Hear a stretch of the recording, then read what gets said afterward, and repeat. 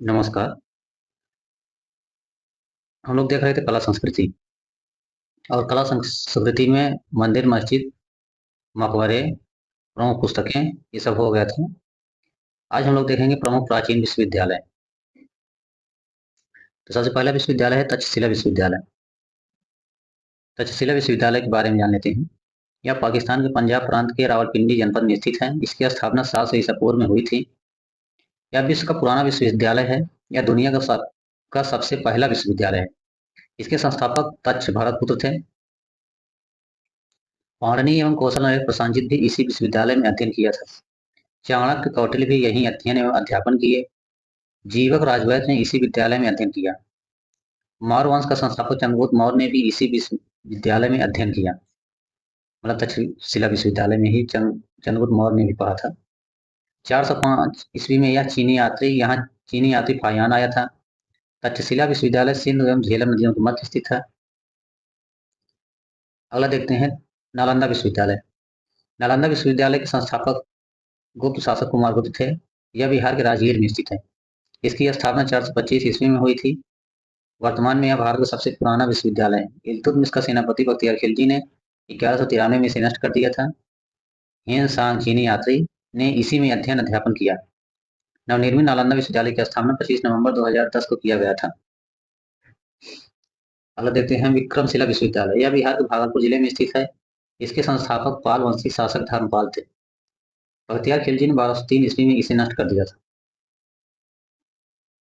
इसकी स्थापना 770 ईस्वी से 810 ईस्वी के मध्य किया गया था। अगला है वल्लभ विश्वविद्यालय। वल्लभ विश्वविद्यालय गुजरात में स्थित है। इसके संस्थापक सेनापति भट्टारक मैत्र वंश का था।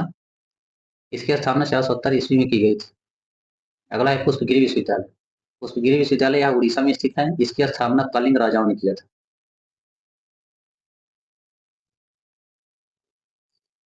अगला है बनारस विश्वविद्यालय। इसकी स्थापना 1916 ईस्वी में की गई थी। इसके संस्थापक महामना मदन मोहन मालवीय थे। इसकी नींव गवर्नर जनरल लॉर्ड हार्डिंग द्वारा रखा गया था।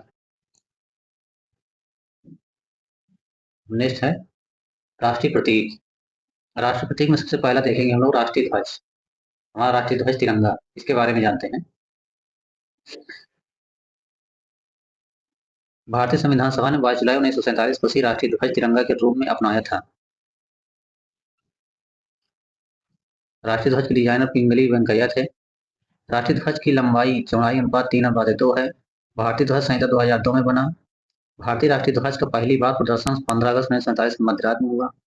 भारत का राज चिन्ह सारनाथ स्थित अशोक के सिंह स्तंभ की आकृति है। फलक के नीचे मुंडकोपनिषद का सूत्र सत्यमेव जयते देवगिरी देवनागरी लिपि में अंकित है। इसे 26 जनवरी 1950 को स्वीकार किया गया। अगला है राष्ट्रीय गान जनगण मन। राष्ट्रीय गान जन गण मन की रचना रविन्द्रनाथ टैगोर ने की। इस गान को सर्वप्रथम 27 दिसंबर 1911 में भारतीय राष्ट्रीय कांग्रेस के कलकत्ता अधिवेशन में चलाया गया था। यह गान सर्वप्रथम 1912 ईस्वी में तत्वबोधिनी नामक पत्रिका में भारत भाग विधाता नामक शीर्षक से प्रकाशित हुआ था। रविन्द्रनाथ टैगोर ने राष्ट्रीय गान का अंग्रेजी अनुवाद 1919 में मॉर्निंग सॉन्ग ऑफ इंडिया शीर्षक से किया गया। गुरुदेव रविन्द्रनाथ टैगोर ने ही बांग्लादेश के राष्ट्रीय गान अमार सोनार बांग्ला की रचना किए थे। राष्ट्रगान को आधिकारिक रूप से 24 जनवरी 1950 को स्वीकार किया गया था। राष्ट्रगान 52 सेकंड में गाया जाता है। अगला देखते हैं राष्ट्रीय गीत वंदे मातरम। इसे बंकिम चंद्र चटर्जी द्वारा 1874 ईस्वी में रचित वंदे मातरम नामक राष्ट्रीय गीत को संविधान सभा द्वारा 24 जनवरी 1950 को अपनाया गया था। यह अथर्ववेद के मातृभूमि सूक्त से लिया गया है। बंकिम चंद्र चटर्जी ने इस गीत की रचना अपने उपन्यास आनंदमठ, बांग्ला भाषा में जो है आनंदमठ, से 1882 में की थी। सर्वप्रथम वंदे मातरम नामक राष्ट्रीय गीत को 1896 में भारतीय राष्ट्रीय कांग्रेस के 12वें कलकत्ता अधिवेशन में गाया गया था। सर्वप्रथम 1927 में फांसी के फंदे पर झूलते हुए वंदे मातरम गाना गाने वाले अशफाक उल्लाह खान थे। राष्ट्रीय गीत की गायन की अवधि 65 सेकंड होती है। अगला है राष्ट्रीय पुष्प कमल। कमल वनस्पति जगत का एक जलीय पौधा है। इसका वैज्ञानिक नाम नीलम्बो न्यूसिफेरा गार्डन है। इसे 26 जनवरी 1950 को राष्ट्रीय पुष्प घोषित किया गया था।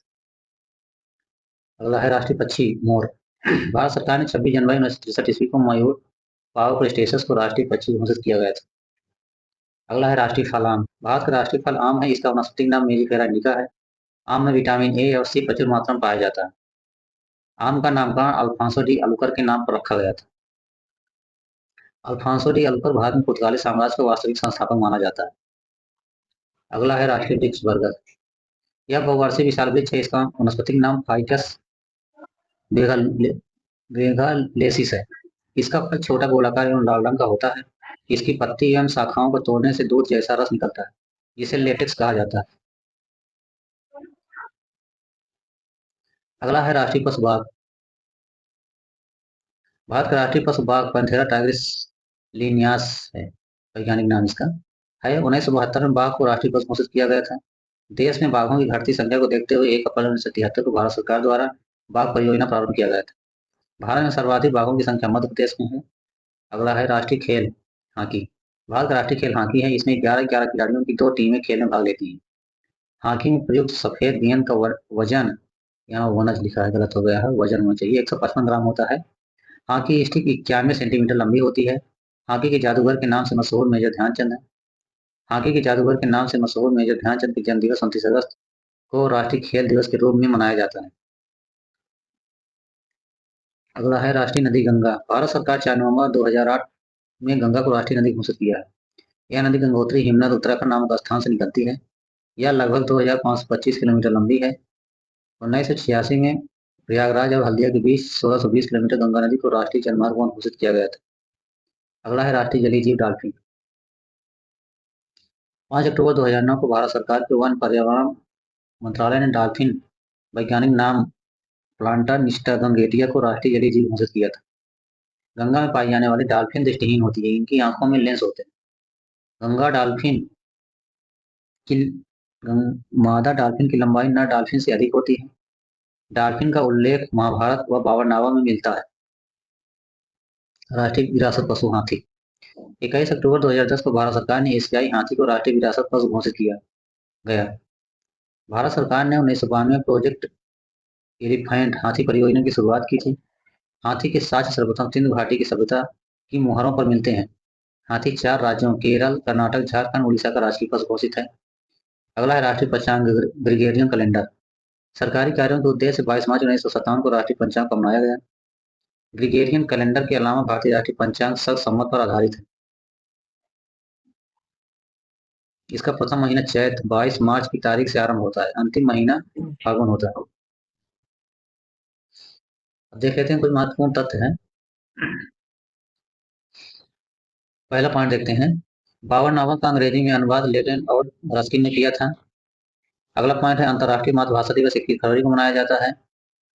अगला है एक भारत श्रेष्ठ भारत का उद्देश्य देश में विभिन्न सांस्कृतिक गतिविधियों द्वारा राष्ट्रीय एकता को मजबूत करना है। अगला पॉइंट है भारतीय राष्ट्रीय कैलेंडर का प्रथम महीना चैत है। अगला पॉइंट है केरल में नवरात्रि को सरस्वती पूजा के रूप में मनाया जाता है। अगला पॉइंट है भारतीय संस्कृति पोर्टल सरकार का पहला अधिकृत पोर्टल है, जहां संस्कृति मंत्रालय के विभिन्न संगठनों के ज्ञान एवं सांस्कृतिक संसाधनों को सार्वजनिक डोमेन में एक प्लेटफॉर्म में उपलब्ध कराया गया है। अगला है बांग्ला उत्सव मेघालय राज्य में मनाया जाता है। अगला पॉइंट है राजनामा महाभारत को फारसी अनुवाद है। डेथ इन बनारस पुस्तक के लेखक जोनाथन पेरी हैं। चैतन्य भागवत के लेखक वृंदावन दास हैं। भक्ति रत्नाकर के लेखक नरहर चक्रवर्ती हैं। भारत के पहले ओपन रॉक संग्रहालय हैदराबाद में खोला गया है। भारतनाट्यम तमिलनाडु का लोक नृत्य है। कुचिपुड़ी आंध्र प्रदेश का लोक नृत्य है। सत्रिया असम का लोक नृत्य है। कथक उत्तर प्रदेश का शास्त्रीय नृत्य है। खजैन उल फुतूह अमीर खुसरो की रचना है। फुतूह उस सलातीन अब्दुल मालिक इसामी की किताब है। सीताराम बंकिम चंद्र चट्टोपाध्याय का अंतिम उपन्यास है। पिछुई चित्रकला श्रीनाथ कृष्ण से संबंधित है। चारकुला उत्तर प्रदेश के ब्रज क्षेत्र में किया जाने वाला नृत्य है। चर्चित उपन्यास झीनी झीनी बीनी चदरिया के लेखक अब्दुल बिस्मिल्लाह हैं। चैती मौसमी गीत है। रसिया ब्रज का लोक नृत्य है। अगला पॉइंट है पारंपरिक लोकनाट्य भाट पाथर जम्मू कश्मीर का लोकनाट्य है। चर्चित उपन्यास झीनी, रिपीट हो रहा है, झीनी झीनी बीनी चदरिया के लेखक अब्दुल बिस्मिल्लाह हैं। तो ये हो गए कुछ इंपॉर्टेंट चीजें थी। अब देखते हैं कुछ कलाकार एवं उनसे संबंधित संगीत यंत्र। ठीक, तो सबसे पहले देख लेते हैं सितार कौन कौन सितार से संबंधित है। तो जो मेन मेन है वही हम लोग देखेंगे। इसमें जैसे है पंडित रविशंकर सितार बजा रहे थे, विलायत खां, बुद्धादित्य मुखर्जी, सुजात हुसैन, जया विश्वान, शशि मोहन भट्ट, ये लोग सितार बजाते थे। वायलिन में कौन कौन है देख लेते हैं। L Subramaniam, doctor N Rajam, Shishir Kanadhar Chaudhary, Vishnu Govind Jog और बाल मुरली कृष्ण आदि। फिर सरोद में देख लेते हैं। सरोद में इंपॉर्टेंट जो है उस्ताद अमजद अली खां हैं, अशोक कुमार राय हैं, उस्ताद अली अकबर हैं, बस इतना का। फिर सारंगी देख लेते हैं। सारंगी में है पंडित राज नारायण, अरुणा घोष, रमजान खां, संतोष मिश्रा। शहनाई में देख लेते हैं उस्ताद बिस्मिल्ला खां, शैलेश भागवत, भोलानाथ प्रसन्ना, जगन्नाथ आदि। वीणा देख लेते हैं, वीणा कौन कौन बजाते थे। तो एस बालचंद्रन है, कल्याण कृष्ण भागवत हैं, भागवतार और ब्रह्मा स्वरूप सिंह। हारमोनियम में है महमूद धौलपुरी, रवींद्र तालेगांवकर। अगला देते हैं संगीत शैली है और उनसे कुछ गायक संबंधित गायक। तो हिंदुस्तानी संगीत के अंतर्गत कौन कौन आते हैं। तो हिंदुस्तानी संगीत के अंतर्गत पंडित भीमसेन जोशी, हीराबाई बरोडकर, मल्लिकार्जुन मंसूर आदि, ये हिंदुस्तानी संगीत से संबंधित थे। कर्नाटक संगीत से संबंधित कौन कौन है देख लेते हैं।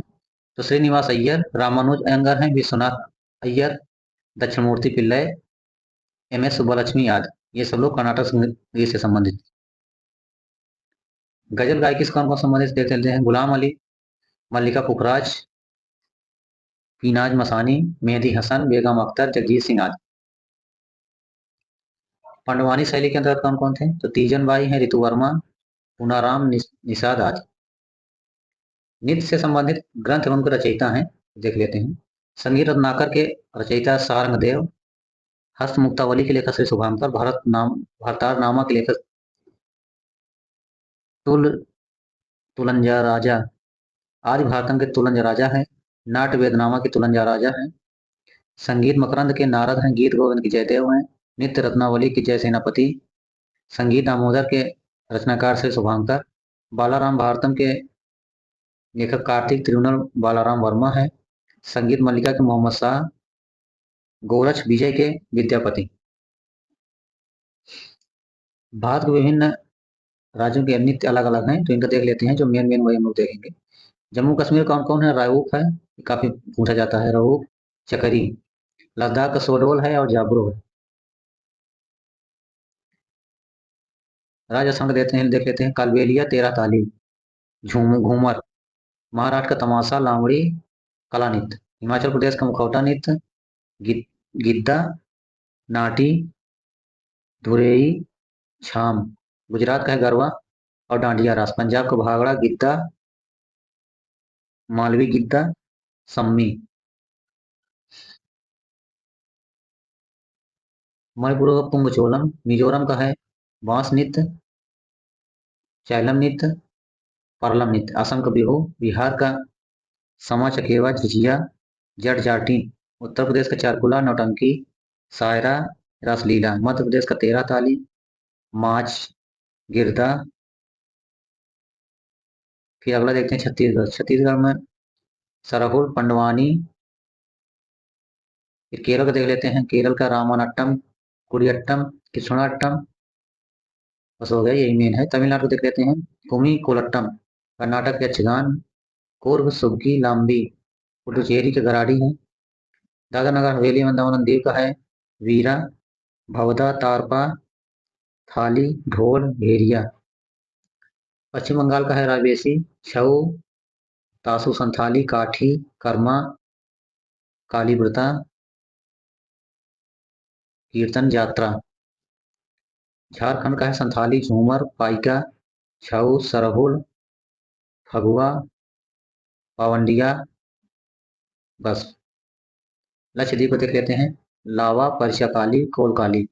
अरुणाचल प्रदेश में छाम, भुइया, वाचो, मुखौटा नृत्य, लायन एंड पीकाक नृत्य। गोवा देख लेते हैं। कुनबी, जागर, दशावतार। बस हो गया। नागालैंड को देख लेते हैं। चांगलो, सुबा, नूरालिम, चोगलिम। त्रिपुरा का गारिया, लेबांग, बीजू, वांगेला, स्वागत। बस। कला संस्कृति का ये समाप्त हो गया इतना।